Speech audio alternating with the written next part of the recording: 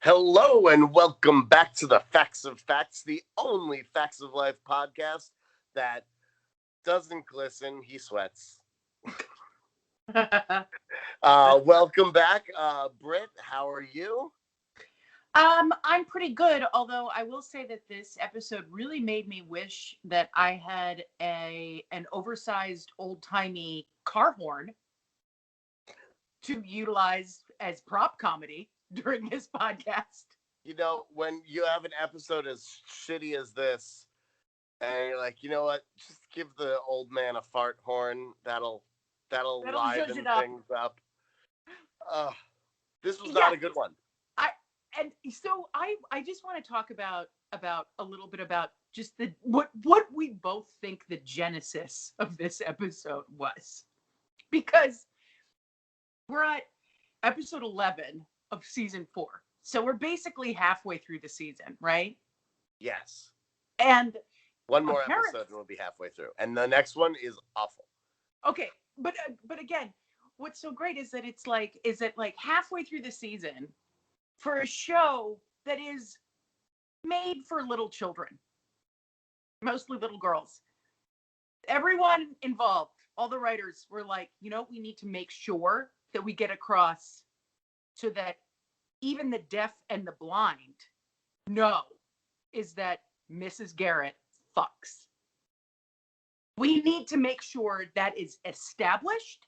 We need to make sure that everyone is thinking about it, that we're envisioning it multiple times during the episode.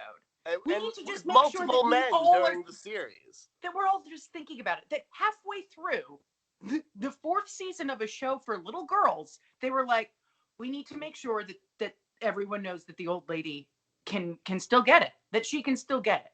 She fucks hard. Yeah, like Christian Grey. She doesn't make love. She fucks. She fucks. Yes. So this one was called September Song. This was preposterous. And to be perfectly frank, for an episode where the most exciting thing that happens is an old man hurting his back off camera screen while removing old drapes. The fact that that's the most exciting thing, that it made me go write down 6 times in my notebook, ew, and feel physically sick at thinking about all of the weird, nasty sex that these two old people are doing with one another is actually miraculous. Nothing happens in this episode. And yet I felt visceral disgust. That's not in the usual intellectual way where I'm like, actually, this is very problematic and bad. This wasn't very problematic and bad. It was just gross. It was gross and it was annoying. It was very annoying. It was nothing that you want out of anything. No. Grossed out, bored, and annoyed. Yeah, and that's okay. I will say that, sometimes, as we've established, that it takes me 4 days to watch 25 minutes because it's so boring, so pointless, just a slog. Nothing and a lot of things happen in those episodes. Nothing happens in this one. Took me 40 minutes. I was basically just la-di-da, writing in my thing as it was going, and oh wow, 10 minutes has already passed. I can't believe that. That's the fastest the 10 minutes has ever passed in my entire life. Maybe they should all be like September Song. They should. Except this one caused me, as I said, visceral disgust. Yes. Well, it was written by Bob Pete, so you have him to blame. Who's this man? I will tell you. He was also, of course, directed by Azad Khalada. There, because we started in the cafeteria. But, so Bob Pete, this is his only episode of The Facts of Life. Was Bob Pete also the old man who fucks Mrs. Garrett in this? Did he write this for himself and then cast himself? No, but that would have been great. Bob Pete got his start writing he wrote the 1974 thriller The Centerfold Girls. No, I don't know It's that. about That sounds great, to be perfectly honest. Yeah, it does. It's about a religious fanatic who punishes all the girls who posed for the centerfold of a men's magazine. Ooh. I feel like that plot has been done 1,000 times. Yeah, I just feel like it's just an excuse to see a lot of tits and women murdered. So, but sanctimoniously. Yes, of course. So like, I'm writing about how bad these women are. Yeah, but we're gonna have to see them. Anyway, he also 2 years later he wrote another unknown feature film. This one called Drive-In, and then he switched to TV, where he wrote 11 episodes of Good Times, and that's really where he cut his teeth. He did 2 episodes of The Fosters, which is a British version of Good Times that aired in 1976. Okay. Hang on 1 second. My cat wants to play with some wires that would then derail the podcast. And then after that, he like all Facts of Life writers, he did a Different Strokes episode. And then he did a He's the Mayor, which is not a spinoff of She's the Sheriff, but it should have been. Listen to the IMDb description of He's the Mayor, okay? Because this is the IMDb description. This is what somebody wrote. A new young mayor takes over when the previous office holder is ousted for being a criminal. Today, it would be a reality show. Oh. Yeah, I was like, thanks for the commentary, IMDb synopsis. Anyway, I enjoyed that. So BP, as Bob Pete, I've decided likes to be known. Holy cow, my cat and this wire. This is going to be a problem. Well, he's a baby, so it's like anything and everything. He is a baby. I should have put him in the bedroom because he's going to be enjoying this for a minute. Anyway, BP, as Bob Pete will be called for the rest of this podcast, which is basically only now. It closes out his career with 2 What's Happening Nows, as well as 2 Amens. So mostly black sitcoms. That seems to be his oeuvre. All right. His oeuvre. Yeah, his oeuvre. Anyway, this is also one of those episodes that IMDb has listed as Kimberly Craig playing Linda. Who's that? We discussed this a couple of episodes ago. She just seems to have put herself on IMDb because she's like an extra in a handful of episodes, but she wasn't in this one. No one was in this aside from that old man. Yeah, but Kimberly Craig as Linda ain't no Linda. Linda's a liar. You know what? I'm gonna write a sternly worded letter to the Screen Actors Guild to make sure that this woman is taken off of this mad woman, Kimberly Craig. What are you doing? Anyway, all right. So we open in the cafeteria, and something different. The girls are now not doing manual labor; instead, they're bouncing. They are doing aerobics. See, I called it calisthenics. Well, so as usual with Facts of Life, there's usually some sort of either like trend or a piece of news or like a current event that they kind of use as a lever to get into the story or to make it seem to make it seem as though it's like relevant to the day, like it is a fact of life. So this is I suspect that this is just trying to attach its wagon to the very important trend that was happening right at this time of aerobics. Well, yes. I mean, they do shout out one Miss Jane Fonda. They sure do. And so between 1981, and there goes Greg. Between 1981 and 1985, 25 million Americans joined aerobics classes. It was a huge deal. And by 1982, with the help of Jane Fonda and Richard Simmons, the aerobics industry boomed into a $30 billion media empire. So it was like a really big deal that because it became like a trend to very trendy because Jane Fonda, Oscar winner, was like, I'm going to teach you how to look as hot and beautiful as I am. Oh, also, you're going to need to remove a couple ribs. But in any case, it became a thing. Like gyms were a big thing. Like we've talked about that on this, about the John Travolta movie, Perfect. Yes. Which is an aerobics-based movie.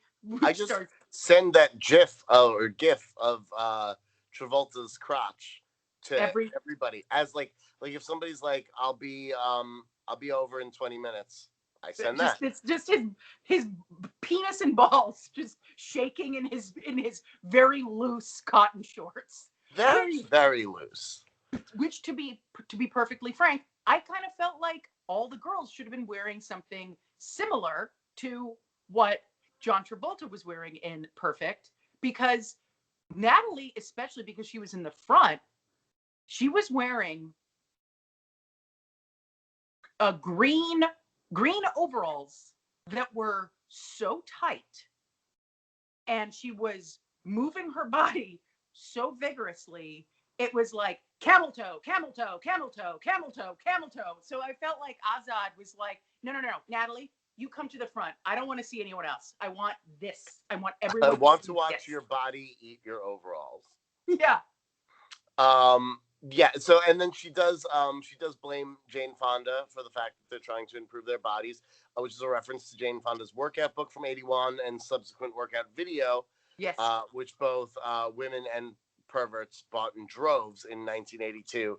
I read an article recently written about how this workout tape is still the gold standard. It's still the best you can basically do for aerobics in 2020, and they sell it on Amazon Prime for $9.99, like premium price.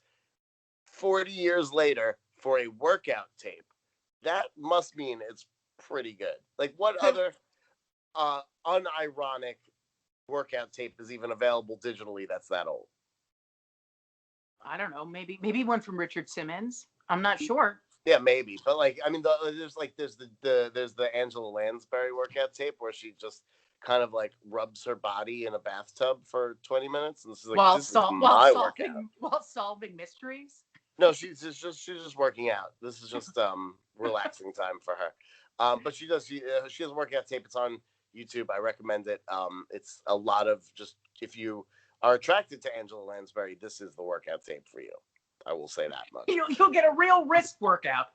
In any case, no, but I was just gonna say is that you were right about the Jane Fonda's workout video, aerobics video, being the gold standard, because when things first kind of went into like deep, like, shut lockdown during COVID, everyone was like, I can't go to the gym, I'm gonna get fat. Before, like, everyone was just like, whatever, I'm gonna get fat in any case. Like, I didn't think ahead and get a Peloton. Everyone was like, oh shit, I just rediscovered Jane Fonda's workout video and it's amazing. Like, I went home to, quarantine with my parents, and my mom still has it. And it's like, it's so good. Like, it went viral again in like April. That's great. The article I read was actually pre-COVID. So that means that people have been appreciating it consistently for quite some time. And, I'm happy about that. I was also happy with the way they choreographed this opening, because I thought it was pretty funny.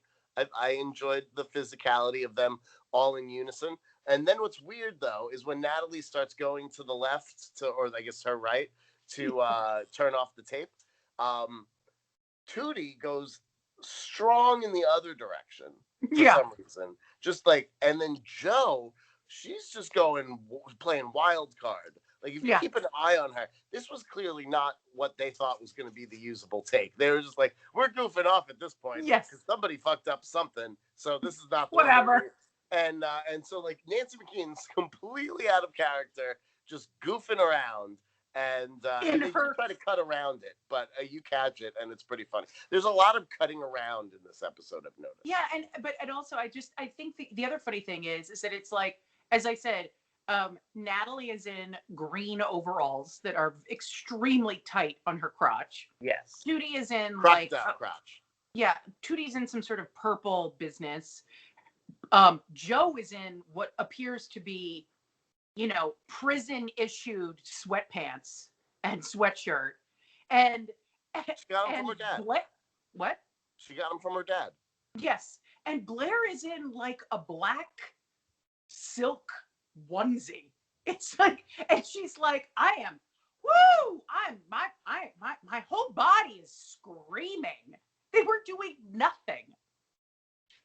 Nothing. Well, they were doing a bit. They were doing a physical comedy bit. And then Joe's like, they looked like Devo.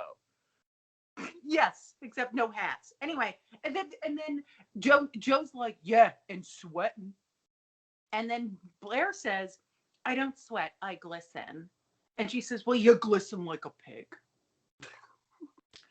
So I actually was like, is this the first time that sentence has been used on television? Glisten like a pig? No, I don't sweat, I glisten. No, Blair said it before. Blair has said that before, but is it the first time it's ever been said on television on The Facts of Life? Yeah, Blair said it before, is what I just said. Okay, I know that, but I'm trying to establish that is it that the first time in the world? No, I doubt it. Okay, so I looked it up, and I found it that it was like, yes, it was said by Joe. It was an exchange between Joe and Blair on The Facts of Life, but it was also said on Boy Meets World between, I don't know, Sean and Topanga. Okay. I don't know, I guess. Anyway, so it was on some sort of television, bulletin board. And so someone said that, like, it was on Facts of Life, and then it was also said, here's the dialogue between Sean and Topanga, and then someone commented on that post just saying, Topanga's got big tits. Just that. Just, contributing to the discourse. Topanga's got big tits. Of course she does. Of course. I mean, we all know that. That's why we love Topanga. Hello. I was not a fan of that show. I did not care for Boy Meets World. It was one of the first times TGIF. that TGIF failed me. Failed you. Yeah, mm-hmm. It's true. But I believe I heard Blair say I don't sweat, I glisten once before on the show. Maybe I'm wrong, but I recall it. I feel like yes. Maybe in the one where everyone was running around or something. I don't know. And then I feel like Joe heard it too, because her response, you glisten like a pig, is perfect. Yes. So it felt to me as though Joe has heard Blair say this, and so we probably have heard Blair say this as well. Okay. Because it is the perfect comeback. Natalie is too pooped to talk, she says, managing to talk. Yeah. And then Joe kind of shames everyone, being like, God, none of you are so fit. You're all such fucking fatties like Natalie. Which I think is kind of mean. Like, she's just sort of like, like old people can do more than you. Well, she was just saying, like, you guys are pussies. Mrs. Garrett runs 2 miles a day and she's 7,000 years old. But Natalie points out that Mrs. Garrett is desperate to stay young. But I think that it's more that Mrs. Garrett is desperate to stay away from Natalie, who's been insufferable this year. Oh my God. And especially in this episode. Yeah, she is having a bad run. She is so obnoxious in this. She's so bad. For no reason. For no reason. She goes around insulting everyone. She said, she's like, people like Mrs. Garrett exercise to desperately stay young. We are young, so who needs this garbage? I was like taken aback. I was like, Jesus, like you were doing aerobics for 5 minutes. I get it. Honestly, I hate exercising, and 5 minutes is too much for me as well. Yeah, Natalie, go upstairs and just stuff your face with your room cake. Yeah, bedroom cake. I have reference to the bedroom cake in my notes this week, too. Anyway, so Blair thinks she knows why Mrs. Garrett's running it so she can be svelte enough to fit into her new dick that she's excited about. She just got. It's Professor Clayton's dick. Mm-hmm. Blair fills us in the way Mrs. Garrett hopes to get filled in. Apparently, Clayton is the English lit professor at Bates. Blair explains, as she attempts to drink some orange juice. And then there's this orange juice runner. Yes, which they edit out part of it. They clearly are like, this isn't working. Can we just avoid as much as possible? So Joe thinks it's nice that Mrs. Garrett has a little companionship, but Nat's not so sure, as she fucking steals Blair's orange juice while simultaneously shitting on Mrs. Garrett's hopes for landing a man. Yeah, for no reason. Yeah, everybody's nice about it except for Nat. Why can't? But again, also the other thing is that like for a show that is about little girls, for little girls, why should we be listening to these little girls speculate about a consenting adult sex life? It's like FUBU, but Fugla Boogla. No, Lug for little girls. Yeah. Fulg. Of course, and it sounds like Lundborg almost. Fluglo. Yeah, sounds exactly like my name. Mm-hmm. No, it's for little girls. That's FLG Flug.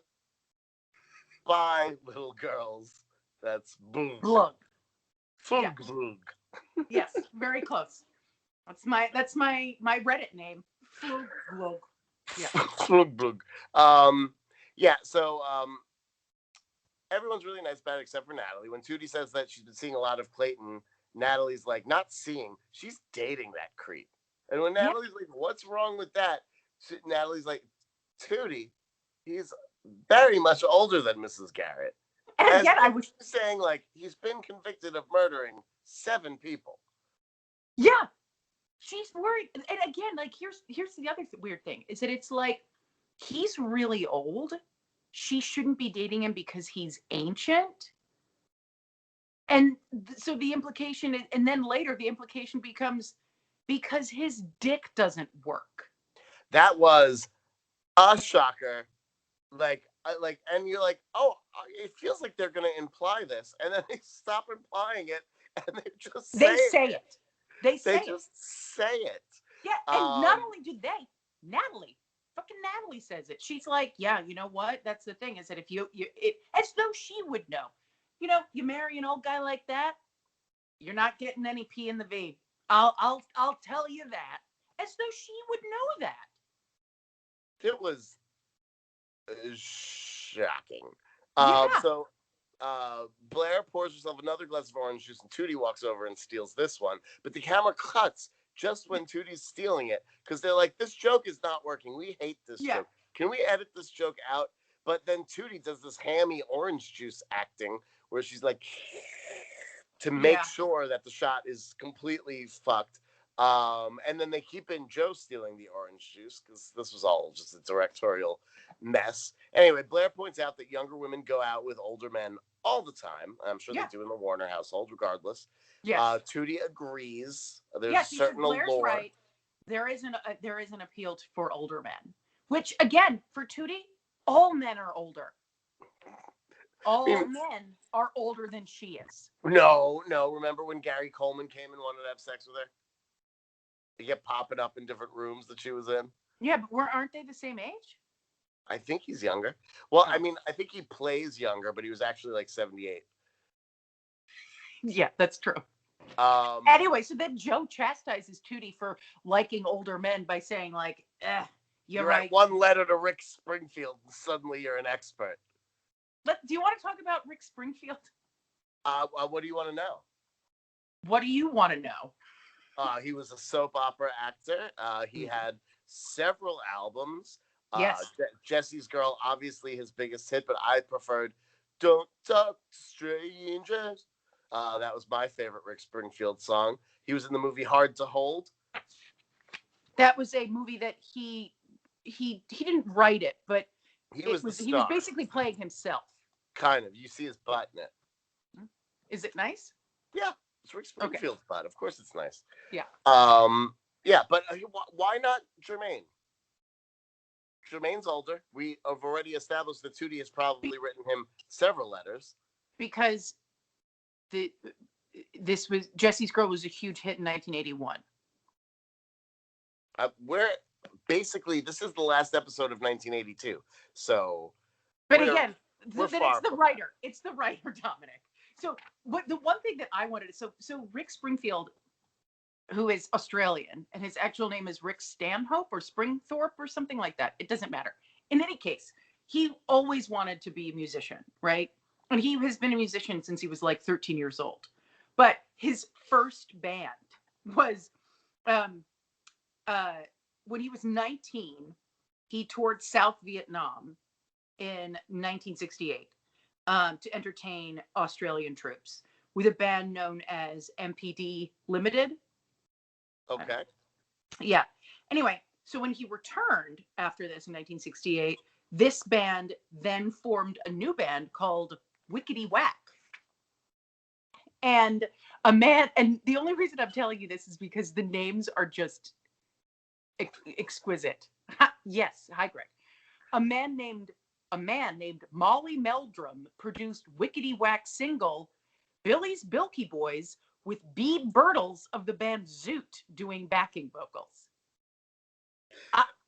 You got all that by memory, right? You didn't have to write any of that down. I didn't have to write any of that down. Just all those nonsense onomatopoeia. It sounded as though I was like reciting the Jabberwocky. Like it was like nonsense. Bert's Beetle Barp, like Wickety Whack. With the Zoop Zoops. Yeah. Anyway, so he was on General Hospital. Playing Dr. Noah Drake. But he was also in Californication, but also the Meryl Streep movie, Ricky and the Flash.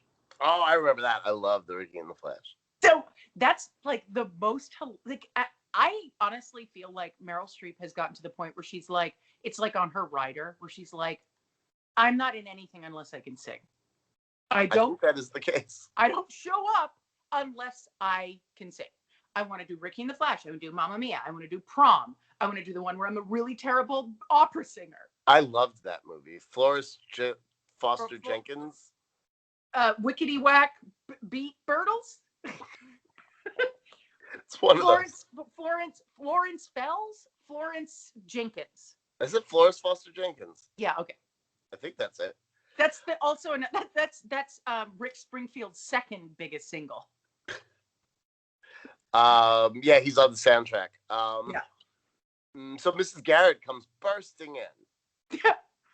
A vision in red. In a very fetching red jogging suit, but also Burning my retinas. A matching orange and red towel flung over her shoulder. Yeah, it didn't even feel like it was matching because it was pink and orange with the pink. red, and I felt like it really accentuated just the giant blob of bright color on my screen with her head poking out of the top of it. But again, it's like, that's the thing, is that like most people understand, especially for people who work in the entertainment industry who are on camera a lot, you don't dress redheads in red because it makes them look weird. It makes them oddly look sallow. It makes their hair look odd. And so when they just sent Mrs. Garrett in, rolled her in looking like, a giant fire extinguisher. Yes, thank you. I've been trying to place that. With some old man who was wearing a blue on blue jogging suit. It was like they were a thermometer, and one side was the top and one side was the bottom. Yes, or a tube of Icy Hot. Yeah, that works too. That could have been their couple name. Anyway, let's talk about the red part of the tube of Icy Hot, Mr. Professor Clayton. They also blue part. 4th of the July. Blue part. Sorry, you're right. The blue part. I'm sorry. Greg was wrestling with me. They also looked like 4th of July, I thought, personally, at the time. Very patriotic. Mm-hmm. And Professor Clayton is very patronizing. Indeed he is. He's also British. Australian, to be... Oh, Australian. Okay. To be accurate. If we're going to be accurate. Murray Matheson is his name, and his IMDb bio starts out like this. Urbane, gray-eyed, silver-haired, Australian-born character actor notable for his smooth manner and clipped upper-class English diction. A Grazier's son. Matheson first. This guy died in 1985, by the way, so he didn't write this. Somebody wrote this. First worked as a clerk at a bank in Geelong, Victoria. However, his overriding ambition to become an actor caused him to abscond to Melbourne, where he eventually joined the Little Theatre and spent 2 years being trained by celebrated actress Ada Reeve. In the course of many years, he became a prolific interpreter of many roles in plays by Noel Coward. His screen career took off after a post-war move to Canada, and Matheson was signed by Paramount to play a convict clergyman in the 18th century seafaring drama Botany Bay. Ooh. Yes. And let's see. Then after that, in 1952, he got a bunch of TV assignments, and also many Hollywood pictures, including Love is a Many Splendid Thing. But he became most familiar in the 60s and 70s to TV audiences as a regular guest star. He was on everything, but I knew him best as the evil chaos mastermind Cedric Devonshire on Get Smart. I don't know if you're a Get Smart fan. I love whenever I have to talk about an actor, you get out the lip gloss. You're like, this is time to freshen up. It is time to freshen up because, to be honest, I don't have anything to say about this person, and you're going on, so why not? No, I know. That's why I said I liked it because I'm in my zone. So Matheson also remained true to his roots in legitimate theater, occasionally appearing in modern plays at the Pasadena Playhouse, other West Coast venues. He died April 1985, at the age of 72 in Los Angeles, and his wiki entry ends with this ominous couplet. In 1982, he made an appearance on The Facts of Life, Season 4, Episode 11. Matheson's ashes were scattered into the Pacific Ocean. There's nothing else written in between those two statements. Not that he died. We don't need to know that. He did Facts of Life, Season 4, Episode 11. They scattered his ashes in the Pacific Ocean. We'll let you make the connection. But his most known performance, which I've actually not seen, but maybe you or maybe Peter has. You guys Twilight Zone people? Yeah. So he's famous for the episode 5 Characters in Search of an Exit, where he played the clown. Now, according to IMDb, I also quoted this. This is what it says. They didn't write this. It's not in quotes. It's just what it says. Murray was astounding in this role of a clown and had the most screen time. He was a funny and intelligent clown, and the audience really cared for his character. High praise. High praise. For a single episode of The Twilight Zone, I will agree that is high praise. Yeah. I'm not sure what accent he's going for. I did say he could be trying to be British. He could be trying to be Australian. No. I really don't know. But it's British in this. It's 100% British in this. It's not Australian. Australian. I don't know. But it's a complex accent. When Natalie introduces herself by saying, "I'm 15. How old are you?" He won't give up his age like he's a sexy ingenue. Well, I wrote down, the thing is that it's she goes, "Hi, I'm Natalie. I'm 15. How old are you?" I wrote down, why is everyone on this show so fucking rude with no manners at all? That's a fact of life. You don't ask anyone unless they're under the age of 10 how old they are. Even then, you don't even ask them. You let kids offer that information up because otherwise they feel patronized. You are not wrong. He does throw her a bone because the way he's going to throw Mrs. Garrett one later. Uh-huh. And says he clearly sees something in himself in Natalie because she's dying of curiosity regarding his age, and he's just dying in general because of his age. So he throws her a bone, and he admits that his age is 70. Yes. Big whoop. I'm more concerned with what the accent is, but Blair is horrified that Henry runs at 70. Well, yes, but before this, so after Natalie asks this very invasive, annoying question in an extremely obnoxious manner, she goes, "How old are you?" He goes, well, I'm sorry, young lady. All you'll get out of me is my name, rank, and serial number. Oh, yes. And then Mrs. Garrett loses her fucking mind with laughter. Yeah, and she does that a couple of times. She's like, great for me because you don't have to write notes. Like Joker level insanity, you know? Like, it's like, when was the last time you watched Who Framed Roger Rabbit, Dominik? The theater. I didn't like it. Okay.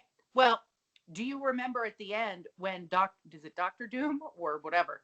He gets run over by a steamroller. Yes. And he screams while laughing and his eyes poke out of his head. It was very alarming for me as a little kid when I saw it in the theater. That's how Mrs. Garrett laughs at all of his jokes. Alarming and disconcertingly. And in a way, each one is timed about 30 seconds. And all the girls look at her like, oh my God. And it's like, you can see it, like every time it happens, the realization dawns on each of them being like, oh shit, Mrs. Garrett's dickmatized. Fuck, what are we going to do about it? And Natalie's like, I know what to do about it. I can kill any mood. Let me just show them my camel toe. Yeah. Yes. So Blair's horrified that Henry runs at 70, and it's a fair point. Mrs. Garrett explains that he's been a runner his whole life. He explains he rotates his legs every 5,000 miles, which makes Mrs. Garrett do the laugh again. Yeah. Which is fine by me because each time it does exactly 30 seconds of it's 20 seconds of her laughter, 10 seconds of the girls looking at each other like, uh-oh, she's stigmatized. 30 seconds of me not doing notes, and that, my friend, is why this episode went by so fast. We had all of this time to catch up in doing our notes because of this bit of her going, and everybody being like, oh, no. Yeah. No, but let me just go back because of the fact that this episode was so gross. This was the first time I wrote down, ew.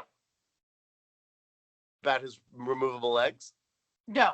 It's when Mrs. Garrett says, Henry's been a runner his entire life. He still runs in marathon.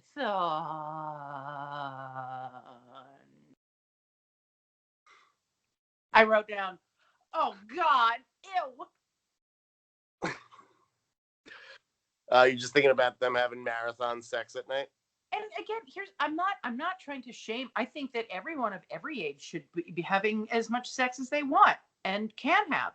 But like, this was not handled well.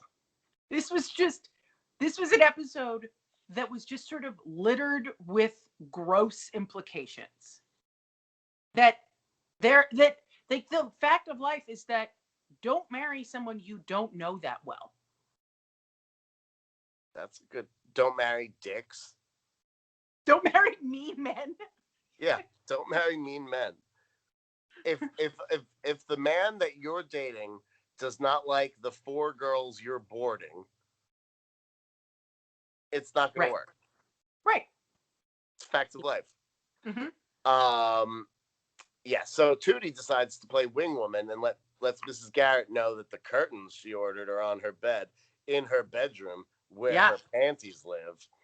And Mrs. Garrett catches on and invites Henry to hang her curtains, which is such a euphemism if I've ever heard one. Oh my God, it was so insane. Like Tootie comes up, she's like, hey, Mrs. Garrett.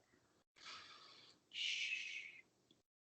UPS arrived. Your curtains are upstairs. And by your curtains, I mean your beef curtains. So show them your wizard sleeve and your beef curtains because it's on. I'm helping you out. Here, go. And everyone else is just like, what did you just do, Tootie? Ugh. Can't wait to see how hung those curtains become. Anyway, yeah. Tootie just nods, by the way. And once Mrs. Garrett says, oh, will you come up to my bedroom and help me, Henry? And Tootie nods like, yeah, I'm getting my girl laid tonight. Nice. Which, again, I have felt that same satisfaction of being a wing woman and making sure that my friend is going to get their dick sucked or you know. And I'm thankful for that. Whatever. You know, that's awesome. But again, Tootie was a choice. You know, the youngest girl being like, yeah. Yeah, like at least make it Joe. Or Blair. Yeah, or Blair, but Joe really, like, to me, Joe's like, hey, I'm being your wingman. Like, I could see that working the most. Yes. And Tootie, by far the least. Yes. It's just the choices are completely gross and bizarre. Because it's like, what does Tootie think what does she think is going to happen up there with her, you know, Mrs. Garrett's big, thick flaps? You know, what is she hoping for? Romance? No. I'm pretty sure, yeah. Intercourse. Anyway, so Henry has to check his answering service. Yes. Because he explains that some of his students get the rare urge to study, which makes Mrs. Garrett's panties flood with laughter. Scream. Everyone, and then they cut to the girls. Everyone gets to catch up on their notes. And the girls are just like, okay, something is really wrong with her. Yeah, I mean, Blair calls her out for setting up the mid-afternoon curtain-coded fuck date in front of everybody.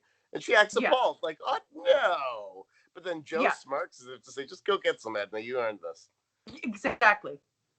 Anyway, then Mrs. Garrett pours herself a thimble of orange juice. Did you notice that? Mrs. Garrett's turn with the orange juice. And she pours this much orange juice. Mm-hmm.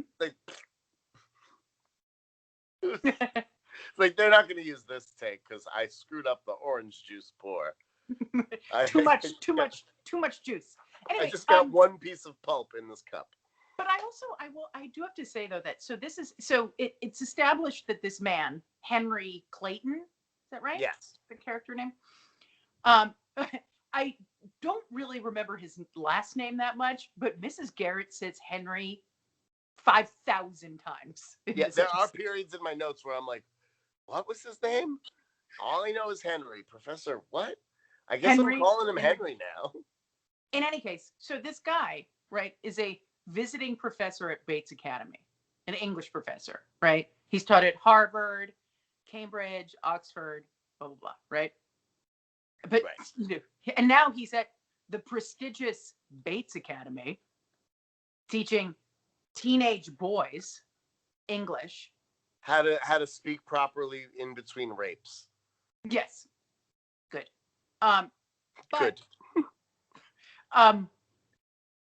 He has to check his answering service in case any of his students have called him.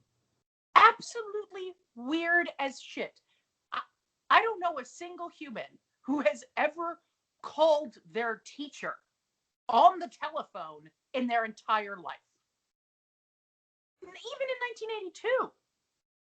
What would you call them for? Hi, you know, I'm going to be a little bit late with my paper on Romeo and Juliet. I don't know. Like, it's just to get him off screen so that the girls can gossip with Mrs. Garrett. Yes. And she can explain who the fuck this old man is. She pretends like the girls are crazy to think such naughty things, but she says it in a way where we know that she can't wait to wrap her curtains around his curtain rod. Exactly. His rod. You go, oh, you girls are being so silly. And then it's like, are we? And she's like, yes. Which is the noise she makes when she comes. Or deflates. Either one. Like a whoopee cushion. Yes. Tootie gives some half-assed compliment about how he's okay for a teacher. Mrs. Garrett says he's so much more than a teacher. He's a visiting professor, so he's a traveling teacher. Still seems like a teacher. Anyway, Natalie tries shitting on him because she doesn't want anyone to be sexually satisfied in her life. Couldn't hold a job, huh? She says. Yeah. So Mrs. Garrett's like proudly talking about her brand new crush, right? She's like, I'm super excited. Thanks for the assist on the curtains, Tootie. Yeah. You know, let me just explain to you who the fuck my new jogging sex pal is. You know, he's a visiting professor. He's taught at Harvard. He's taught at Cambridge. He's taught at Oxford. And then Natalie, just all grumpy, dry cunt, is like, so we can't keep a job? And it's like, what do you care? And also, Natalie would know, like, she would know what that is, a visiting professor. So she was being sarcastic. I know, but still, why are you being sarcastic about your, like, the older woman who's your, you know, house mother who means so much to you, her sex life, the happiness. I agree, but also, I thought it was really weird when Blair called him dynamic. I know. He certainly is dynamic. What a weird way to describe anybody. I literally wrote down, weird way to say this. Yes, I wrote, what a weird thing for a 17-year-old to call a 70-year-old. However, I will say this, that during the pandemic, my husband and I have been watching a lot of movies, just revisiting old favorites, you know. But I have noticed that in the late 70s, films of the late 70s and early 80s tend to use words that we would find weird and, like, not anachronistic, but just sort of like, what? A lot of people describe, oh, he's terrific. I've heard that a lot, yes. And, like, why are you being so hostile? But wow, he sounds so dynamic. Feels like really one of those sort of like, oh yeah, like Blair's just trying to say something. Yeah, she's just trying to have anything to say. And then my favorite thing is that, like, so that just sets up Mrs. Garrett to, like, you know, like, expound on how amazing this guy is. And she goes like full denture breathing on this. She's like, he's a very special man. Like, she said, she sounded like Carol Channing. Is that right? Oh, yeah. Yeah. It's just sort of talking. Like, her teeth are too big for her mouth, but he's very special. He also had all his books translated into 7 languages. Yes. Which is exciting. And he makes Mrs. Garrett make a noise. Can you make that noise for me by any chance? Sorry, my cat just came here to bother me. I thought that was you making the beginning of the noise. I wish. No, she goes, yeah, Natalie's like, are you really serious about him? And then Mrs. Garrett, I wrote down Mrs. Garrett arpeggios a climax.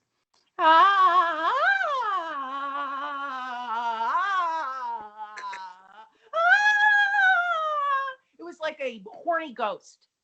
It was so weird. And again, this is the second time in my notes that I wrote down, ew. Ew, indeed. But I also was very ewed out when they start asking him questions and she starts talking like Miss Piggy, and she's like, yep. Now you're trespassing on private property. Oh my God! I reserve the right to keep you off. And then, yes, and then left, and then they're like, oh shit, she's crazy about him, and then Joe's like, well, she whacked out on him. And I was like, yeah, I'm sure she's whacked out a lot to him. Nat still can't get over the age difference because she's the daughter of a doctor. No, and she also says, well, I hope not. He may be brilliant and all, but he's still old enough to be her father? How old do they think Mrs. Garrett is? So Mrs. Garrett, the actress, was 54 at the time. And he was 72? He was 70. So it's close. It is close. And it's possible, but, like, those are two older folks who can have a consent. It's not, and Natalie's being this scold, being like, he's old enough to be her father. And it's like, not really, Natalie. Like, get your head at it. Just don't worry about this. Yeah, my parents had a bigger age difference, so when I watched this as a child, I was like, so? Yeah. They're both old people. What are you talking about? Anyway, she's worried that Professor Clayton won't be able to get hard for Mrs. Garrett. I mean, this show. This is genuinely what happens. When you think they're not going to go there, they actually do. And when they try to go there, they try to go there subtly. They have Tootie go, Nat, what's libido mean? I know. And then Natalie says, well, it means when a man and a woman get together, he's the one who gets a headache. I can't believe they're going there. And at this point, I will say, and I think I'm giving the show a little bit too much credit. I thought that this guy was going to be a grifter. I thought that he was not. Wasn't that the last guy that proposed to Mrs. Garrett? And I was like, why aren't they giving Mrs. Garrett all these steamboat gamblers and men who have no home, who fake breaking their back so as to sleep in their house. I was like, well, maybe he seems a little shifty if they're all being this suspicious. And no, it's not that. The suspicion is that she might be happy with this guy and is, getting railed by him, and they're uncomfortable by that. My ex wanted to give me a drag name once, and I said that was a turnoff, and I was not interested in a drag name. But he was like, "No, you need one. You need one." And so my cat is meowing. So I said, all right, my drag name is first name Lola, last name Beto. That's a great one. I thought so, but he didn't like it, so he told people that my drag name was Sharon Appetizers. Because I'm a fat ass. Anyway, so now we are in Mrs. Garrett's room, where we are unboxing some ugly, ugly brown curtains that she is delighted by. They were so brown. They were. And she said they were going to give her room a lot of life. Yeah, but that's what he said about her personal curtains. Oh my God, they're so brown.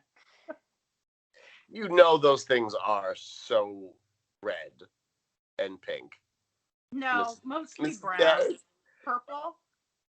I think Mrs. Garrett is red everywhere. Anyway. So she's like, oh my God, they're both admiring these incredibly ugly curtains, right? We're going to bring a room a lot of life because the nearly dead guy that's in there in several shades of blue is certainly not going to be doing it. Yeah, and he goes, oh, they resemble some curtains my late wife and I had in a quaint hut in Tahiti. And his eyes bug out when he says Tahiti. But also, what a weird... And then I was sort of like, what are we talking about here? Like, this is where I was like, maybe he actually is a grifter. And I thought this plot, and I've seen this episode, but I thought this plot was going to go that he talked about his dead wife too much. And she was going to be like, you need to love me for me. You're not over it. And that is our fact of life. Not what we got. No. The lesson we got was maybe don't marry the dude you've been jogging with for 3 months. Yeah, or don't give an asshole a horn. I think that is the motto of this episode. That's the fact of life. Don't give an asshole a horn. I mean, to be perfectly frank, that's the best fact we've learned on this show. Don't give an asshole a horn. Anyway, speaking of, it's so funny. I was talking to my dad for we were doing Zoom Christmas, and we were catching up or whatever, and we were just talking about like a friend of his who is also, it doesn't matter, who has a little boy who I think is like maybe 10 now, but my dad is a good. My dad likes children. That sounds gross, but he enjoys having friendships with little kids. Also gross. You're making it worse. I know. In any case, he went to visit this friend and brought presents to this little boy when I think he was like 4 or 5, right? So like 5 years ago, and he was already like a very keen reader. So my dad brought him like all of the Harry Potter books, which he was like, oh my God, thank you so much, Eric.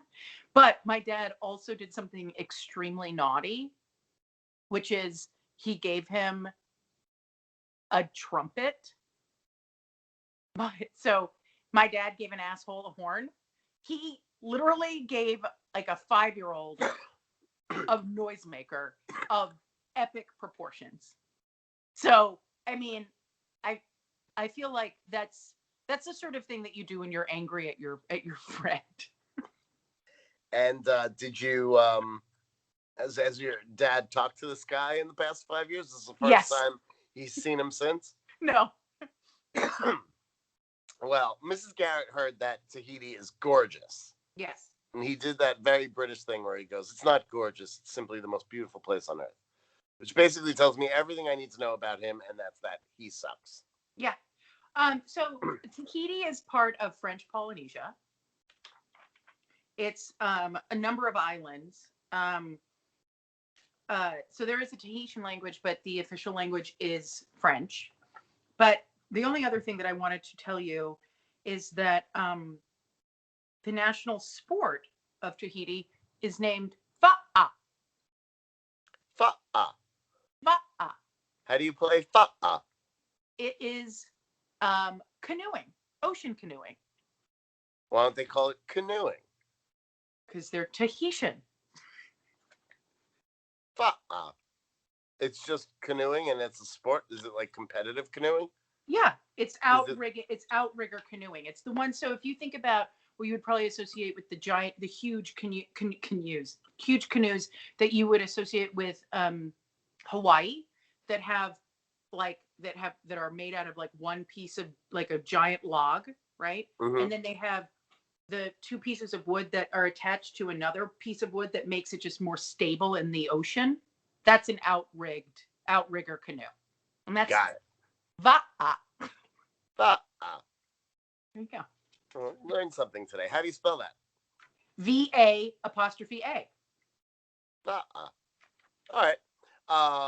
So he says Tahiti's very romantic. They should go next summer, and her eyes pop out of her head, and she goes, "Whoa!" Yeah. Let's go. Like you mean together? What do you think was happening here with the curtain business, Mrs. Garrett? Yeah, I was like, and are you unaware of what your plot is this week? And he's like, you've been in it. And he goes, that's usually how couples travel. And she goes, oh. And then that's the third time I wrote down, ew. He says something that's kind of the equivalent of being racist or being sexist, but it's against single people. Where he says that you can't appreciate Tahiti as a singleton. Fuck you, asshole. I completely agree. I am single, and you know what? Tahiti sounds lovely. My God. It looks amazing. I would appreciate Tahiti so much right now. Of course you would. Give me but some what boy. He's implying, but the implication is you go to Tahiti to fuck. I'll bring a dildo. Okay. I'll bring a Bible. Yeah. Okay. Anyway, so they go to take down the old curtains. Then he explains that he wasn't suggesting anything improper when he said they should go to Tahiti and fuck. He wants to do it as their honeymoon. Yeah. What? Miss Garrett does a 30-second stammering on the honeymoon bit. Yeah. Would you like to try it? What did she do? Did she go, what? Or was she just went, like, honeymoon. Oh, yes, that's right. She does go, honeymoon. Wait a minute. I have so much more other shit to say before we get to honeymoon. I still have another ew that we need to go through. Oh, please, ew me up. So yeah, because he's like, well, you can't appreciate Tahiti, as he always says, on your own. And she's like, what are you talking about? And she hedges and she's like, whoa, I thought we were up here just to like deal with my dumb curtains. And she goes over to her curtains to like fix them, to take down the old ones. And he goes, oh, Edna, this bracket is loose. I'll have to tighten it. I wrote down, ew. I mean, are we talking about her pussy being too loose? Is that Australian slang? Bracket. Yeah, I want to stick it in your bracket. And then she goes, well, I'll go get a screwdriver. Yeah, there was a lot of that in this episode. It was remarkable. Yeah, and then he's like, Edna, I wasn't suggesting anything improper when I mentioned that trip to Tahiti. What I had in mind was a sort of a honeymoon. And then, ha, ha, ha, ha, ha, ha, ha. They fuck for 2 hours on screen, visibly. Honeymoon? We've only known one another for 3 months. And then she's sort of like mugs for the camera while she leaves to go get the screwdriver. She's like, yes. Oh, I'm so excited. I just got asked to be married. She looks very much down, and but she does play devil's advocate, since she's the one dressed in red, and says it's only been 3 months. While we can tell her reddest areas are twitching with delight, he explains when it's right, and it's right. Isn't that right? That's true. That's not wrong. That's true.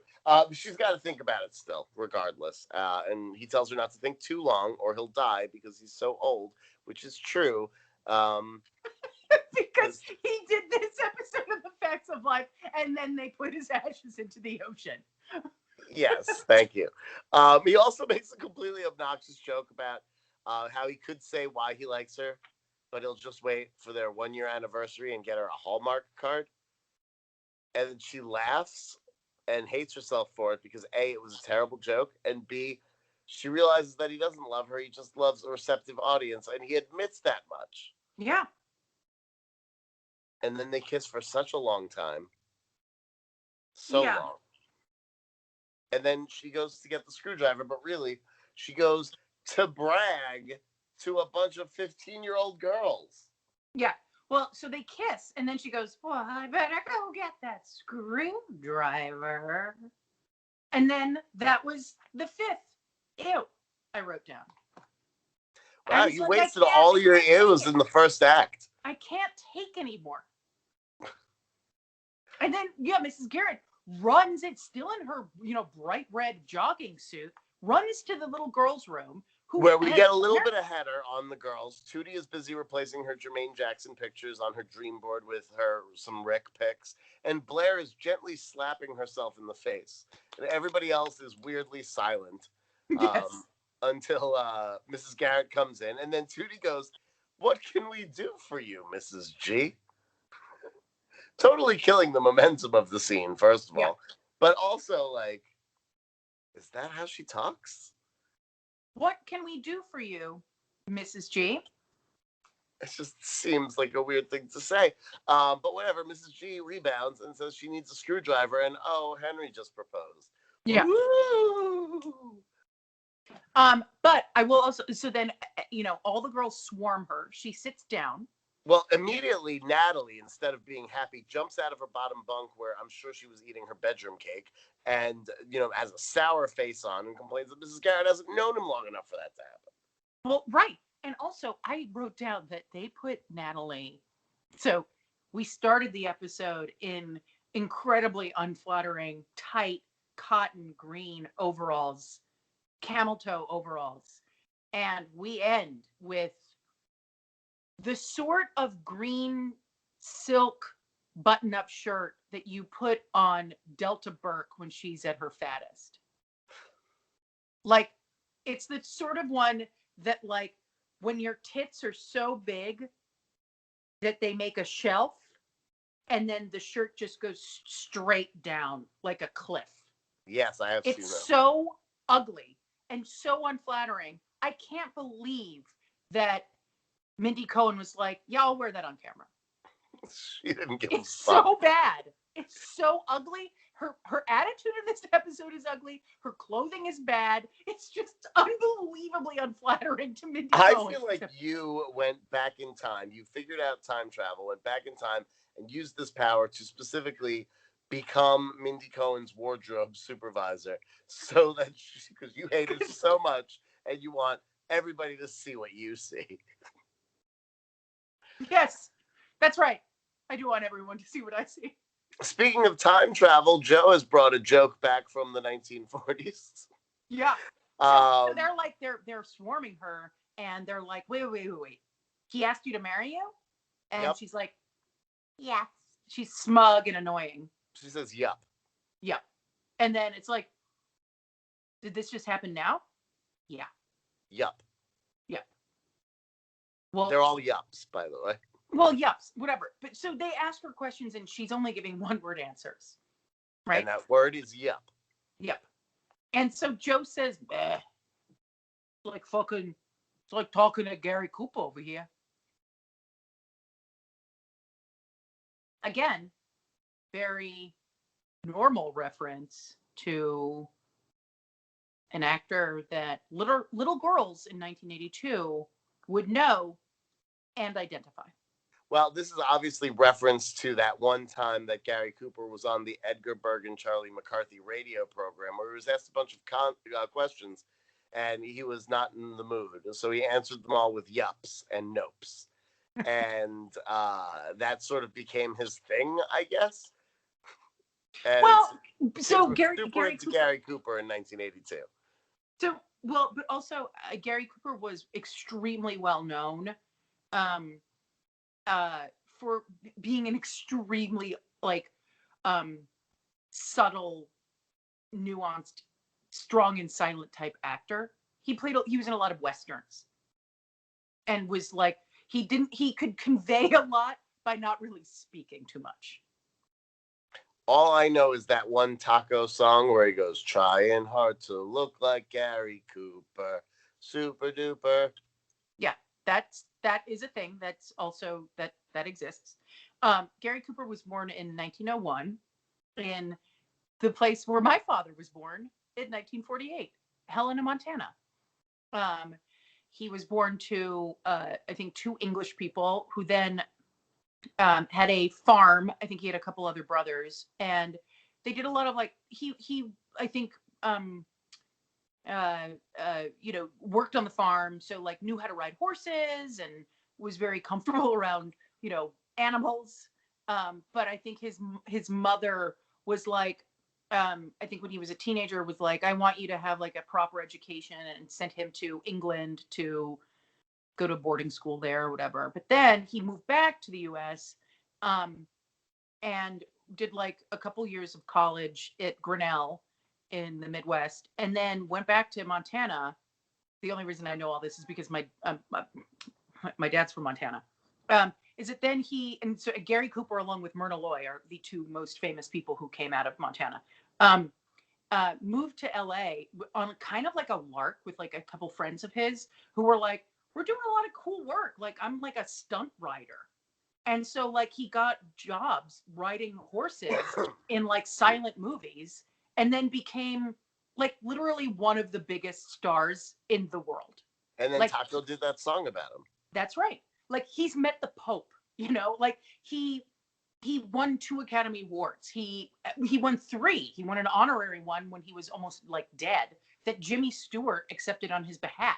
He's one of the most famous people in the world, but 1982 little girls, no. And even then, knowing Gary Cooper, is what you know about him that he had that thing where he said yup and nope a bunch on a radio show? No, I didn't even find that when I was Googling today. Yeah, now I had to Google Gary Cooper yup. That's how I found it, because I was like, what? Yeah. Anyway, so Mrs. Garrett goes on. Well, I'm sorry. Nat tries to shit on Mrs. Garrett by recapping the plot of today's episode in a judgy voice, but it doesn't really faze her or Tootie, who thinks the whole thing is super romantic. In fact, Mrs. Garrett goes on about how romantic and worldly he is, and Natalie loudly goes, he's 70! In a desperate attempt to ruin this old lady's good time.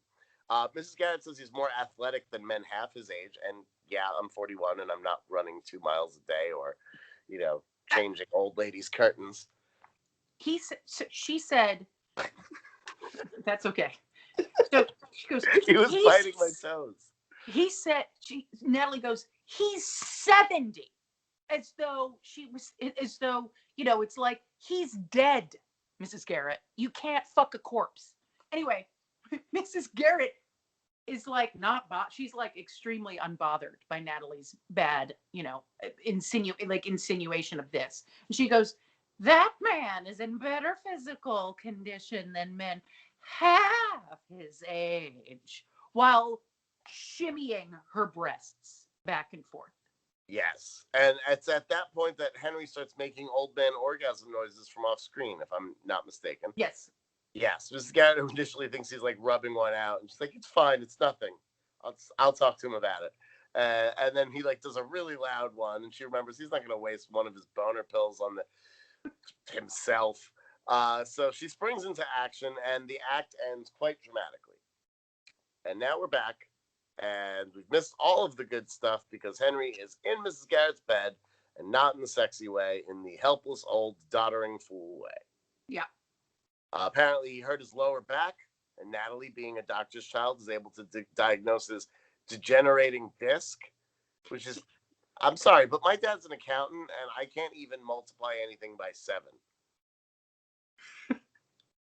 But it's such a weird thing is that like all of a sudden Natalie's like, she again, very much like Natalie, especially very much like Natalie in the last episode, who was visibly taking pleasure in other people's misfortune. She is so psyched that this old man is hurt and can't fuck Mrs. Garrett anymore.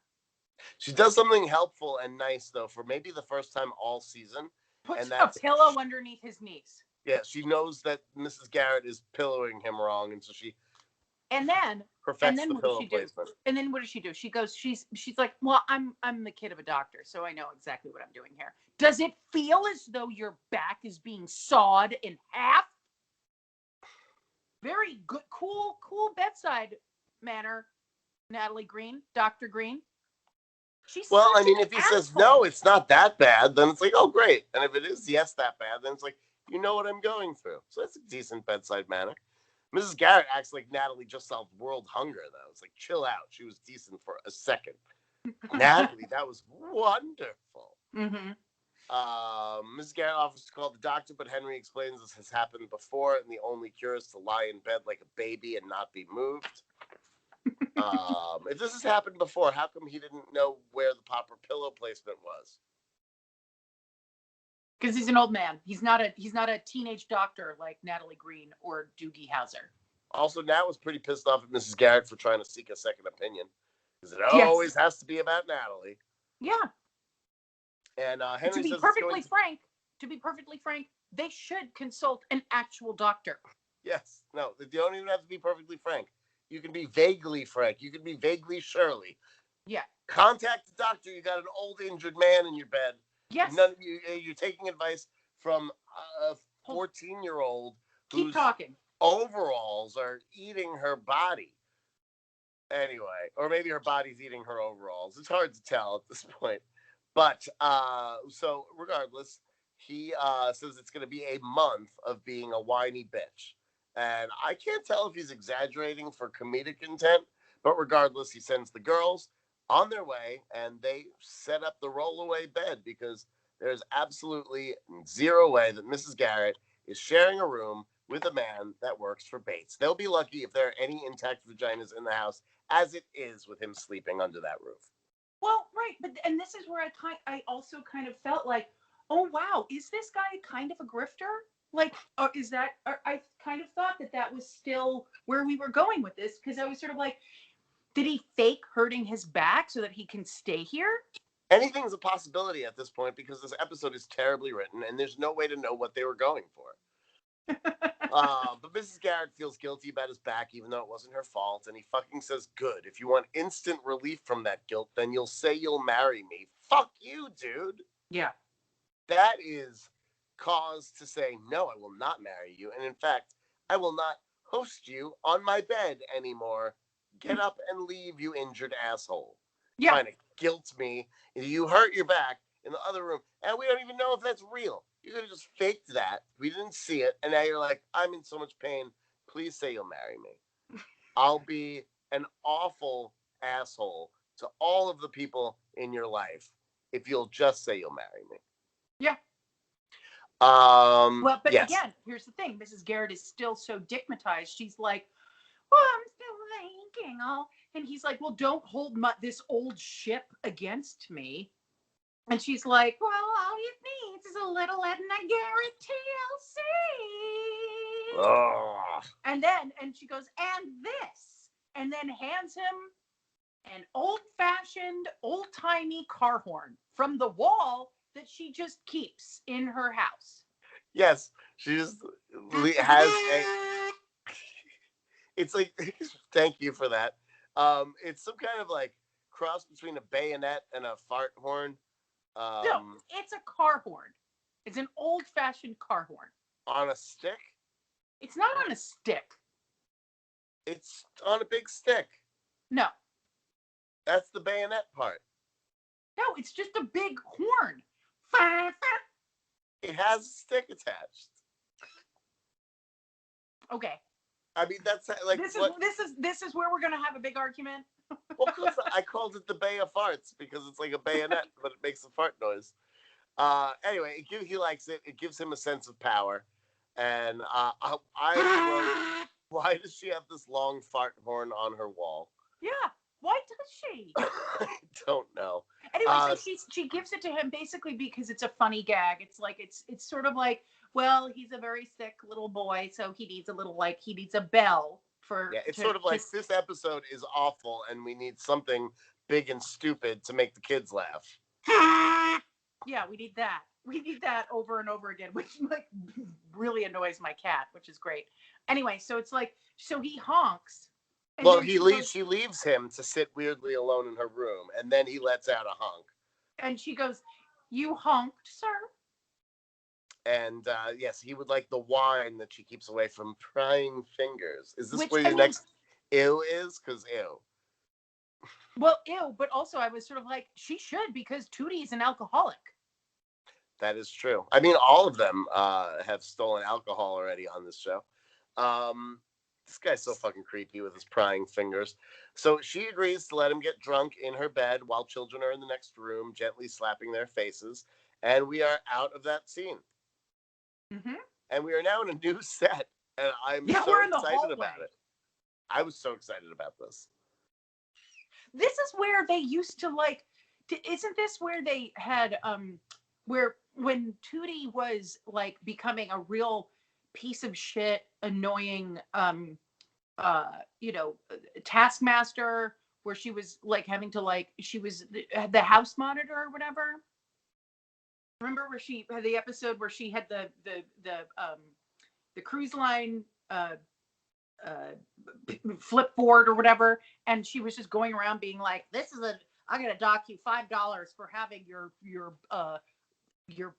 laundry in the hallway. And we spent like 15 minutes in that hallway. Oh, I didn't realize that I don't remember that. I don't. I do. All That's right, memorable, obviously. I'm glad that you remember it. I was excited about the hallway. So we can see where the girls' bedroom is in relationship to Mrs. Garrett's room. They're closer than I thought, frankly. You're so close. Yes. It's especially exciting for Tootie, who loves how romantic it is to watch Mrs. Garrett care for an invalid with a fart horn. He farts a bunch more, and Natalie complains that he's becoming a real drag. And then Mrs. Garrett bursts into the hallway, totally panicked. Was that Henry's honk? What other fucking fart horn do you have in your house that you hear normally? Yes, it was Henry's honk. Mm-hmm. Of course. He honks again, and she was it Henry's honk? Do you think that he honks his horn every time he comes?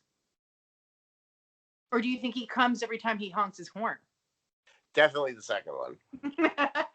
Oh, so speaking of honking your horn and coming. Okay. Mostly just coming. I read a thing about how if you get rabies, you can die from ejaculating 40 to 50 times a day. So wait, now, so if you get rabies, what's going to happen is that you're going to have the need to ejaculate 40 to 50 times a day, and that will kill you. Or if you get rabies, whatever you do, stop jacking off around the 30s, because if you go up to the 40s, you will die. No, the first one. You're gonna be compelled to orgasm all the time? Yeah, it's involuntary. My goodness. Yeah, and I read about this. It happened with a man who lives in China, and he died in the hospital after contracting rabies from what a way to go. Excessive ejaculation, and his last name was Wang.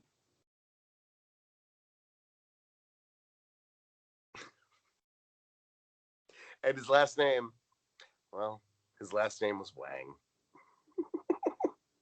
I'm just telling you news that I learned. Did I tell you about the time that when I was a child, I'd go to a White Castle in my hometown, and the guy who worked there, his name was Thang, as in like shake that thang, Thang. I love that name. I would name at least a pet Thang. That's maybe cute. A child. Depends on what he looks like or she. Mm-hmm. Anyway, that's all. That was the end of that story? That was the end of that story. Just Thang. Oh, but speaking of names and children, baby names, it rhymes with Wang. Yeah, it does rhyme with Wang. But I read actually also that 2 mom influencers on Instagram are feuding because they both named their babies Baby. Good. I hope that they both end up killing each other in this feud. Baby feud 2021. That's just people. Anyway, also, why does Tootie find this so romantic? Like, I feel like everybody else is like, this is not good. Yeah, it isn't good. So we're in Mrs. Garrett's room, and Henry is bitching that Mrs. Garrett hid his fingernail clippers. She can only find his toenail clippers, and apparently those are 2 entirely different worlds. Mm-hmm. I must confess, I prefer to use toenail clippers for all of my clipping needs. I find the fingernail ones to be too small and slippery. Yeah, I feel like it's just to demonstrate the fact that he's a fastidious piece of shit and an asshole. She finds them, and we learn that she went to his house, picked up a bunch of his shit. Yeah, his pipe, his book, and his clippers. those are the things. When I move into someone else's house for a month because I'm infirm. Okay, so can you make sure that I just need my essentials. I need my blue PJs. I need my pipe, my random book, but make sure to get both clippers. I want all the clippers I have. My fucking toenails grow like a motherfucker, okay? So fast. I should have been clipping them by now. It's already noon. It's actually freakish, and I don't want to tell you about it before we get married. Well, I mean, there's a reason why there's that expression, like, fetch me my pipe and clippers. Yes. And book. And book. My anonymous book. Yeah. And then Blair enters and asks, how are we today? With the use of the plural pronoun, we, in a cutesy, patronizing manner, which is one of his pet peeves. And he absolutely shudders with clenched fists as he says that this is one of his pet peeves. It's disturbing. It was like, dude, you're getting way too upset about something so irrelevant. It's enough to make Mrs. Garrett go, hey, Henry, be cool. Yeah. Which was the first time I laughed since the choreographed beginning in this episode. Apparently people telling him to be cool is yet another one of his pet peeves, this asshole. But then he yells at her. He was like, you know what? Fuck you. I don't feel cool right now. Suck my dick. Have we ever met a man on this show that wasn't a total piece of shit? The one who was mentally challenged? He was pretty much a dick, though. Like, with the painting and stuff. And, like, what if I do Blair this? Was mean to him. Blair was trying her hardest. I'm not defending Blair in this. I'm just saying, like, almost all men seem to have been portrayed. Maybe that pimply kid the one who had all the records, who bought Blair's box, the food auction. Oh, yeah. He seemed like he wasn't such a terrible person. Rifle Ramsey. Point, who knows? Rifle Ramsey was okay, I guess. Yeah, he was okay. It's just like most men are horrible human beings, and that is a fact of life. That is all men true. are bad. Anyway, so Nat decides to sit on Henry, which I can understand might not be ideal, especially with his bad back. So Natalie comes in with Tootie. Blair comes in, he yells at Blair, then he yells at Mrs. Garrett for being like, you need to relax and stop yelling at teenage girls. And then Natalie lunges her full body onto the bed of an elderly injured man. I thought, what is happening here? I don't like either of those two people, but Natalie shouldn't be doing that. If anything, it's just going to prolong his visit. That is true. And he is a total drama queen about it. Yeah. But Nat continues by saying how great he looks and how it's time for him to fucking leave. Mm-hmm. He looks at her like he's going to murder her. Mm-hmm. This guy took such a sharp left turn between acts. One bad back turns this charming guy into a evil monster. Mm-hmm.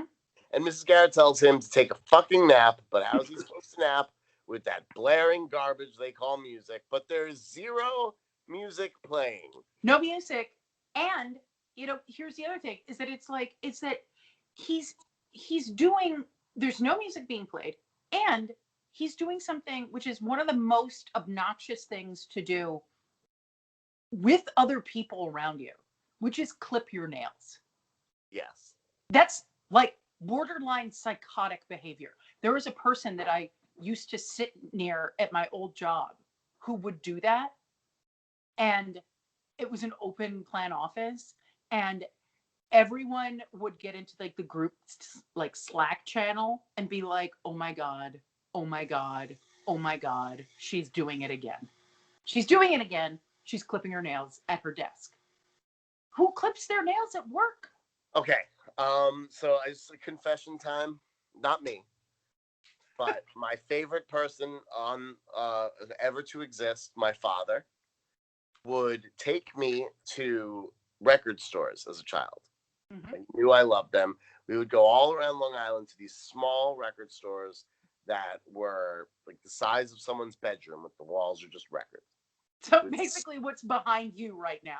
Yes. And he would stand in the center of the room, pull out his nail clipper, and just clip his nails loudly in the center of like a hip record store. And multiple times in my life, I have heard record store employees ask my father to stop doing that. God. So was this episode triggering for you? No, honestly, like in all of my notes, and I'm very detailed, I have 5,000 words on this episode. I didn't even notice this. I didn't mention it because I'm so desensitized. This is very normal old man behavior. I know not to do it in front of other people. All of my nail clipping is done privacy. I turn off the lights. I make sure the windows are shut. I do it in complete darkness and isolation. You put a blindfold on yourself? Yes. You put a blindfold on your cat? I put the cat in another room. I don't want anybody to know. But you put on noise-canceling headphones? I know not to do it in public. You can't be too certain. Sorry, my cat is just being a real turd.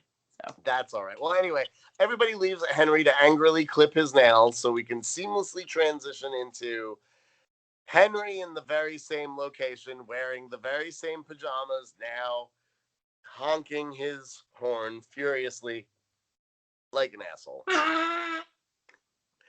It seems that Joe is the only one around because she's the one who comes to his aid, and he looks pissed. She compliments him by saying he does a great Harpo, and then she does an impression of Harpo Marx on Password. Yes. Say the secret word and win $100. Can I ask you a question? Is Joe supposed to be like 80 years old? What is this frame of reference she has? Between Harpo Marx and Gary Cooper, I do not understand where they think Joe is from. And people in the Bronx, they're very wise. They know about pop culture going back 100 years before their birth. What is it? What did they say? I mean, I could understand in 82 to make a Marx brother joke, because but mostly it has to be like a very visual one about like, Groucho with like a cigar in the eyebrows and then but Harpo on Password. Not even just a Harpo. Here's Harpo on Password. Because I was watching that last night. Because that's on all the time. Anyway, so Henry's equally confused by Joe's impression, but happy when he realizes that Joe has brought his Times. He's got the paper. Yeah. Joe also managed to pick up some tobacco for Henry, which is surprising given her age. Is she allowed to pick up tobacco in 82? Probably not. No. But she gets most of the specifics right with the tobacco. She laid out a whole bunch of specifics. But he wanted the coarse cut, not the fine cut. So now his day is ruined, and he might as well go kill himself. Well, no, so she's like, oh, hey, she comes in, and she's like, yeah, I got your newspaper, and I picked up your favorite tobacco, your favorite tobacco. And he's like, you fucked up both. You got the wrong cut. Where's the financial part of the newspaper? What the hell? He accuses her of stealing it. Yeah, and she's like, I don't know. Like, I got you the newspaper. Like, I'm doing your errands, old man. And he's like, no, wait. Where the fuck is it? Go find it. She explains her bike wiped out, and so the paper went all over the place. But she survived, and she managed to scrape up most of the paper together. But when he goes, what a shame, she's like, me wiping out of your paper. Yeah. And he's like, can't it be both? What a shame is regarding the fact that the wipeout didn't kill you. Yeah. He sends her to go back out and look for the financial section that probably got stuck to the pavement. And then Joe's like, but what about me? What about me? I could have gotten stuck to the pavement. Shit. I don't remember her being so. Yeah, she was basically like, what if I died, old man? I could have died with your newspaper. I was doing you a kindness. Anyway, so she goes out and Mrs. Garrett and Natalie enter. And Mrs. Garrett is happily using the royal we because that is now how we speak to Henry, knowing that he hates it. Yes. We're trying to aggravate him out of the house. Yes. So Mrs. Garrett and Natalie are going to go to a rally to save some whales. And Mrs. Garrett Mrs. Garrett has her arm around Natalie's shoulder. She's like, hi, you going to be okay for a couple hours? Like, we're gonna go to a Save the Whales rally. And he's like, oh, what? Why would you do something like that? It's a colossal waste of time. Yeah, and whales don't have rallies for us humans. Yeah, but it's like, dude, who? You're lying in her bed. What are you criticizing her? And also, you don't know what whales do. You can't speak whale when they're underwater and they're talking to each other all like, oh, like they could be like, this is a great rally to save mankind. Like, we don't know what they're saying. They could be having a rally for us humans. Yeah, that's probably what it is. Do you like my whale impression? Oh. Yeah, it was good. I really enjoyed it. Look, you're the impressionist. I am not. So Henry thinks that the youth today cared more about their grades rather than whales, rock and roll, and narcotics, which he does say. We'd all be way better off. To be honest, oh, Edna, if the youth of today got as worked up over their grades as they do over whales, rock and roll, and narcotics, we'd be much better off. I hope this episode ends with the girls smothering Henry and Mrs. Garrett kind of giving the go-ahead, like, we'll turn him into a strudel. It's fine. And then she's just like, isn't that a little judgmental, Henry? And then Tootie comes in with a hot chocolate with a single marshmallow in it because she also does not like Henry, and he doesn't deserve anything more than a single marshmallow. It's like, who says that? You say, I got hot chocolate with marshmallows. It's like, yeah, hot chocolate with a marshmallow. It's like, that sounds sad. Yeah, it does sound sad.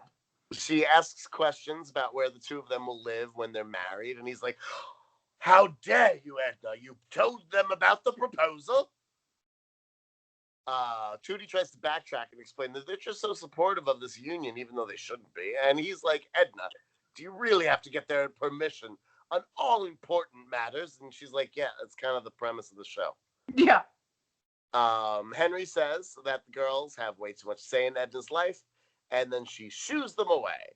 Somehow they'll have to get to their whale rally without her because she is about to read a bitch. Yeah. And she's like, yeah, get out of here. I gotta yell at my possible fiance. And, she's like, and then he's like, immediately like, oh, sweet. I'm so glad they're all gone. I had something really important I needed to tell you about how that I hate them. How sweet and thick your beefy curtains are. No, he's like, you know what? That thing behind you, that picture, can you fix it? It's been driving me crazy. He's the worst human. He's like, he's really awful. He interrupts her too. She's like about to say like, we need to talk. And he's like, great. Fix that picture. You live like an animal. And then she's like, Henry, and he's like, but I cut my back. And she's like, you know what? You need to take a goddamn fucking aspirin. Take a pill. It's heavily implied that the pill that she wants him to take is of the chill variety. Oh, not the penis variety? Or not the aspirin. I thought it was a chill pill that she was saying. But Mrs. Garrett says that she's had quite a few surprises over the past couple of days. And he says he's normally more civilized than this when he's not in pain. But apparently it is the opposite issue. This is really where this episode surprised me. I don't know about you, but she's like, that's the problem. Your apartment is too civilized. Your fridge is alphabetized. How would you know that? Why were you even in his fridge? You needed to get his pipe, his clippers, his whatever. Nothing was refrigerated, but you went in the fridge and then you made sure to check the apples were first and then the bananas and then you checked. I literally wrote down the exact same thing. I was like, so first of all, again, super hyper weird for this old man who's basically living rent free in Mrs. Garrett's bed, right? And all of the children that she's looking after are at his beck and call to do his errands, like pick up his newspaper, pick up his tobacco, right? Mrs. Garrett goes over there, picks up his favorite blue pajamas, his pipe, random book, two pairs of clippers, has the time to be like, wow, this place is like American Psycho level clean. It's like, it's too clean in here. I don't like this. And then it's like, wait, let me just look in the fridge and see how clean it actually is. Like, is he that much of a psycho? How did he organize this food? Well, that makes no sense. Why would these be there? It's alphabetical. Exactly. And I wrote down the exact same. I was like, apples, bananas, cupcakes, dill pickles, eggs, I feel like dill pickles would be under pickles, dill. But I'm not him. I don't know. Dates. But again, are we going with food type? Are we going with brand? This is the sort of thing that that will keep me up at night thinking about this man's refrigerator. How is he organizing it and why? And here's also, the thing. Why did the writer decide that being like, that's the way to show that he's a psycho control freak? Yes, that is what I'd like to talk about. We see him be an odious, terrible, horrible person. Yeah. To everyone. And Mrs. Garrett's like, that's fine. But you know what? When I went by your house, I saw how organized it was. I was like, fuck you. Yeah. That shit, that's no for me. So she says she can't treat him the way that he's accustomed to. But honestly, it seems like he's treating himself that way. So you just have to be there with some strudel and that red hot pie of yours and let him treat himself however he wants, if that's what you want. I'm not saying that that's what she should do. And she's not saying what the real issue is here. The real issue is he is terrible. Yeah. But she says they're great jogging buddies. And he does one of his jokes where he says it makes sense that they should be running around together. She doesn't laugh because also it wasn't funny, but now she hates him. And we all hate him. And he notices that she's not laughing. And she explains that she's been busy envisioning the future where they're at the dining room table having a fight. And he's like, I don't eat and argue. And this guy's from another planet. She should just roll him out the window right now. I don't eat and argue. You know what? Do you roll and suck? Let's find out. No, but I will. So here's the thing: is that like I get what she's saying, being like, well, like we've now gotten to the kernel of what this episode is about. Is that Mrs. Garrett was very taken by this new man, right, and was rushing into something. Yes. Right. And so the lesson is that basically, like, don't marry someone unless you're super compatible with them. And she's like, yeah, I was just thinking about, now that I'm not dickmatized, I was thinking about us having dinner together and how we'd be arguing. And he's like, yeah, I actually don't argue while eating because it affects my digestion. And okay, fair enough. And it's also like, oh, I want to be polite, blah. And she's like, but yeah, no, but we'd be arguing about whales, seals, and the ACLU. Where did this come from? I don't know. What at this late stage, we're coming in with human rights and labor violations. We sure are. The fact that like she's like, actually at this point, I actually think that we should be discussing this because now that I learned that you're anti-whale. We should probably be discussing the ACLU. Lettuce? No, we need to talk about lettuce. Yeah. So this is, of course, a reference to the famous salad bowl strike of August 23rd, 1970, which is when the United Farm Workers, or the UFW, teamed up with Cesar Chavez against the Teamsters Union. Chavez called for the strike against non-union lettuce, which amounted to about 80% of lettuce production. And the strike ended in March of 1971 when the Teamsters allowed the UFW to control their own lettuce. And those 6 months from 12 years prior to the taping of this episode were significant enough in Bob Pete's life and mine that it needed to be referenced here at the very last second of this episode. Which, again, it's such a bizarre thing. Like, who's he mad at? It's like, was he, is he Bill Pete, Bob Pete, whatever? Bob Pete. Was he like, the thing is that I couldn't get the lettuce I needed. I was clogged up for a year. I couldn't shit for a year. Like, what? Why did this need to be mentioned? My tacos were so rich.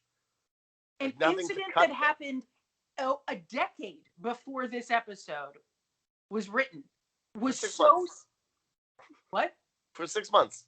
Was so significant. Thing. Bizarre. That, like, this would cause a rift between two people who wanted to have sex. I know. And he's like, who cares? And honestly, yeah, who cares? Who does care? This is the She's like, I do. I eat salad. Absolutely not, Mrs. Garrett. You eat strudel. Yeah, I've not seen you eat one vegetable. Remember since season 1. Remember the time that when we saw Mrs. Garrett putting together the menu for Eastland, and it was basically like she was putting it down like with the little letters, whatever, and it was like potato. Yes.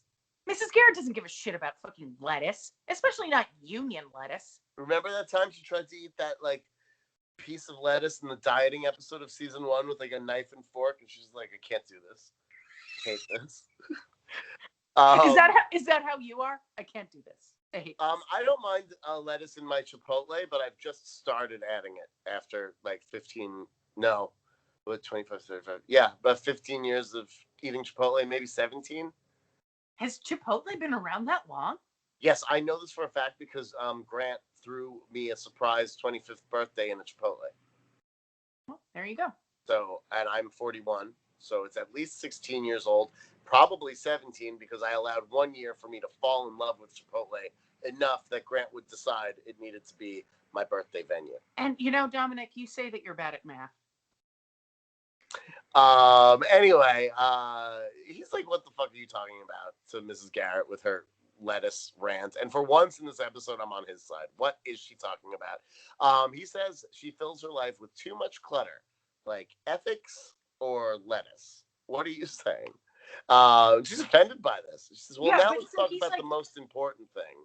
He says, Edna, why do you fill your life with all this clutter? I actually don't know exactly what he's referring to. Lettuce and ethics. Lethics. Okay. And then Mrs. Garrett, all dentury, is like, clutter? And then she goes, we haven't discussed the most important thing of all. Love. And he's like, what? Love? Ew. No. Yeah, he's like, love that's dumber than union lettuce. He's like, ew, I don't love you. I just want to put my thick rod, my cotton rod, my curtain rod in your meaty flaps. In Tahiti. In Tahiti. So she's offended. And she says she's impressed by him. She's bowled over by him. But love, not so much. And then he gets crazy like Gargamel or Trump. He's like, you've been talking to these girls too long. Love isn't real. Love is for children. You're too old to have feelings. You're too old to experience love. Love makes you incompetent, inarticulate, crazy as a loon. And she's like, I'd settle for 1 out of 3. And that's sad. She should get all 3. She says the answer is no. And he's like, you want to try living together and sin? Like everybody else? And he's like, whoa. He's like, so the marriage thing is off the table. We're not doing that. We're not going to, I don't have to roll out the red carpet and pay for the whole flight to Tahiti. She's like, the red carpet? You talking about my vagina again?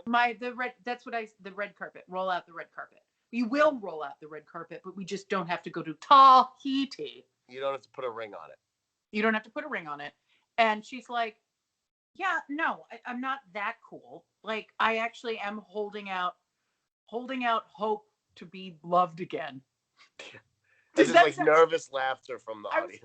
Does that sound like a Belinda Carlisle song or something? Holding out hope to be loved again. Or like Celine Dion or something. I think Belinda Carlisle's right. So she changes the subject. She's like, you know what? I'm going to peace out and go to the big whale rally. And he honks his horn and demands a kiss because he wants to know what he's missing. So he wants to know what he's missing. So he proposed to her without even kissing her. No, we saw them make out earlier. That's right, for like a really long time. We know what you're missing. For an uncomfortable amount of time. You're absolutely right. I mentioned it. Yeah, and then he's like, okay, so before you get to those whales, before you get to that, the whales and the whale vagina,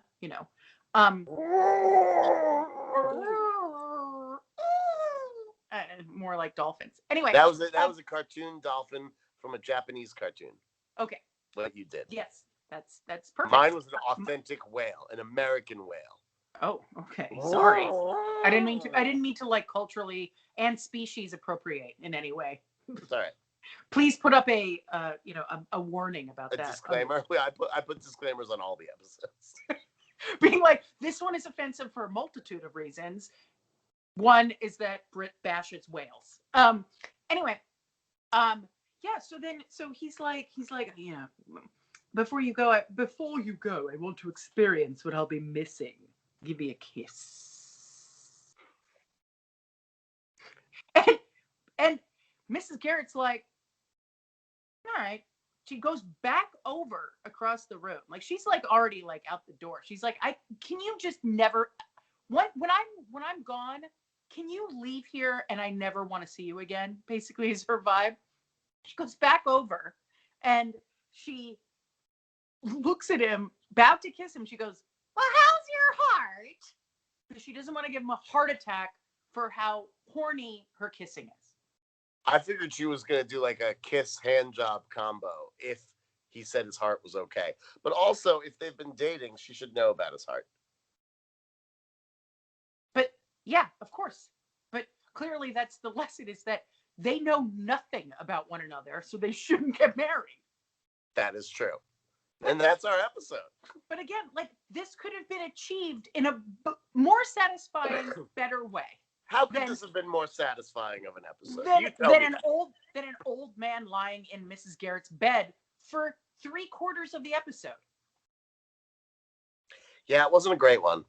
This one was like real bad. Yeah, it was not fun, I think, is the biggest problem. Although I will say that I am glad that it let me use my kazoo. I am thrilled about that. I've been waiting for you to bust out your kazoo. People who don't know Britt personally don't realize that basically wherever she goes, she brings her kazoo and she kind of punctuates her jokes with kazoo work. Mm-hmm. So I'm glad people finally got to see it. Now, next up, we have a bad one also. To be honest, I'm known in the comedy circle as Britt the Kazoo Lundborg. People just are like, "What's up, Kazoo?" So yeah, that's my thing. What up, Kazoo? So this new episode we've got coming up is called Royal Pain. Oh God. And yeah, it's another one where you like hate the person. Basically a young princess shows up. Yeah, and goes to school there. And she's obnoxious, and then she's like, I'm gonna run away. I don't like it here. I mean, I want to run away. I don't like it here either. Well, you are trapped. But I will say, after this episode, this is the middle of season 4. That will be the halfway point of our series. It means nothing to me at this point. Time means nothing. These episodes mean nothing. They expand and contract. Well, that's good because it's really only episode 65, and we have 209. So it's not technically the half point, but it is halfway through the series. Okay. Great. All right. So until then, any last words about this episode? Do we ever see this man again? Of course not. No, because the girls burned him and then threw his ashes into the ocean. The Pacific Ocean immediately following the filming of this episode. Yes, that is what happened. Okay, great. And I'm glad. That's canon. I'm glad. All right. Well, until next time, thank you for joining us, and we will see you again shortly. Bye. Bye.